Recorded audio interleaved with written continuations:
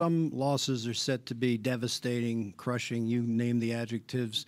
Are some losses more difficult to bounce back from, in your opinion, and over the course of your career? Yeah. Situation definitely matters, how the game went and how quickly you can turn the page, but most guys, when they get to this level, when you show up to that next game and that next game day and you're able to kind of look at what's ahead, that transition happens pretty naturally, but it's sometimes you lose a little sleep the night after tough losses. That's just kind of how, part of the game, because how bad you want it and how close you can get, but it's also easy to turn the page when you get back into that environment. And who do you lean on in this situation if you go through a tough loss? Who do you turn to? I mean, win or loss, I try to keep things outside of the arena and outside of what I do here in my job in the right perspective. So with my family, things that you do outside of basketball, I try to keep, the same and enjoy them as much, whether it's a win or a loss. So got to have the right perspective through all this craziness, for sure. Greg on the left. Greg Logan, Newsday. Steph, a lot of times in Game 1, LeBron got the switches he wanted, and you had to take him repeatedly. Can you just describe how difficult that was, and do you think you guys have to do something different this time around to try and control him? Draymond talked about playing with more force. I think that was the biggest takeaway watching the film in Game 1 is not only did he have an amazing game and score 51, but there wasn't much resistance in that first half with our switches, with our help side defense, picking him up with force and kind of assertiveness on the defensive end. Whether he scores or not, he's still a great player, but we got to be a little bit more aggressive. And that doesn't mean changing our game plan at all. It just means doing things a little bit faster, a little bit more physical, and just trying to make, not just him but everybody else more uncomfortable out there on the floor to start the game. And I think we can do that.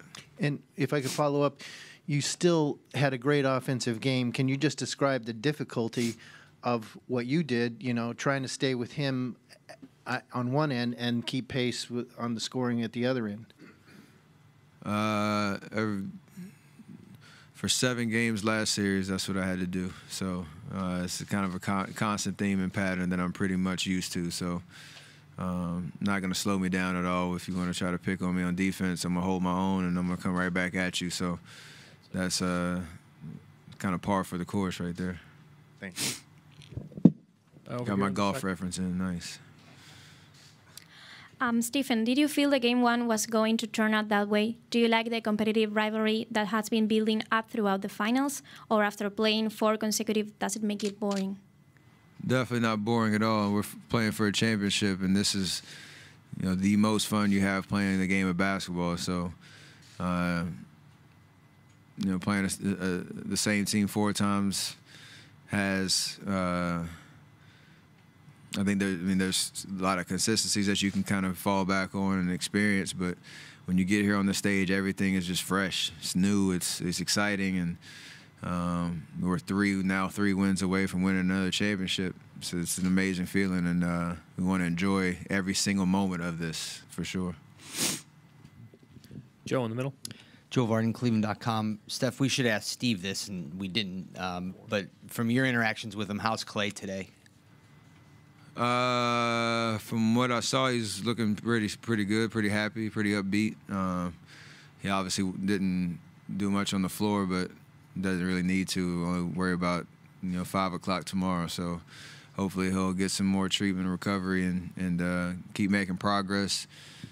If I was betting, I'd say Clay was playing just based on who he is and his attitude today for sure. This side on the left. Steph and Connor Letourneau, San Francisco Chronicle. When KD has a game like he did in Game 1, do you need to say anything afterward, or do you just kind of let him, figure it out on his own? And are you confident that he'll get back into a rhythm for Game 2? We're all victims of the expectations that we set, so I mean, the fact that you're saying KD had a bad game is kind of funny. Just, you know, with what you expect from him every single night. But we are all in this together. There's not much anybody has to go over and have an intervention type of situation or say anything besides, hey, let's go get game 2, and everybody needs to show up and play their best. And so that's been the communication around the whole team these last 2 days. Watching film, everybody's engaged, you know, calling stuff out. And I like that type of vibe when everybody's, you know, not complacent. We know we won game 1 by the skin of our teeth, and now we got to go play better, take control of the series, and K's gonna have a huge part in that for sure. Steph on your right, third row. Michael Lee, Yahoo Sports. Steph, this is the 4th time you've seen these guys, and obviously at the end of game 1, there was Tristan and Draymond, and you and LeBron had a couple words with each other.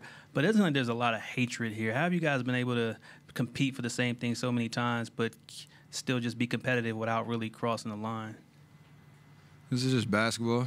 I mean, part of the game, part of that competitive environment, when somebody's in your way of, you know, of holding a trophy, there's going to be a little animosity and a little edginess, if you will. But at the end of the day, it's basketball, and we're playing for 48 minutes to win a game. And if you can leave it out there on the floor, not take anything, you know, too personally, we're not holding hands and singing songs as friends. We're enjoying the competitive environment. I think that's the consistent thing between our two teams. And obviously we see each other twice a year during the regular season, and then, you know, wait till June, so there's not a lot of face-to-face time throughout the season. Maybe that has something to do with it, but right now it's just about winning a championship. You don't want to let anything distract us from that on the floor. Janie up front. Steph, Janie McCauley from Associated Press. You've spoken often about being part of the transformation of this franchise from losing into contending every year, and how hard it is to do it. How much pride do you take in that, and what dynasties do you most appreciate who've done it for, you know, so long and been able to win?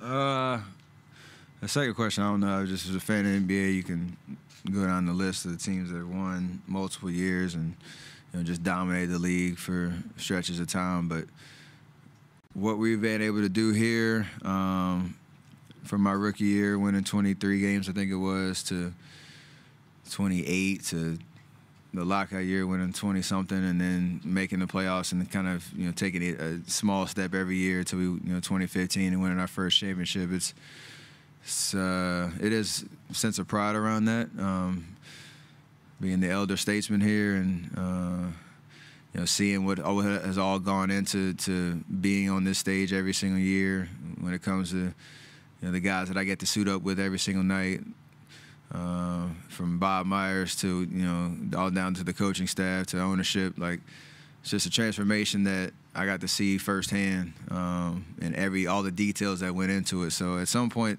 when this is all said and done, I hope to kind of just sit back and really truly appreciate from start to finish all that went into it. But there is an awareness of where we were to where we are, and I appreciate. That's why I think when I get to this stage, it's always like it's brand new because of how hard it was to get here in the first place. Thank you, Steph. Kevin will be right up.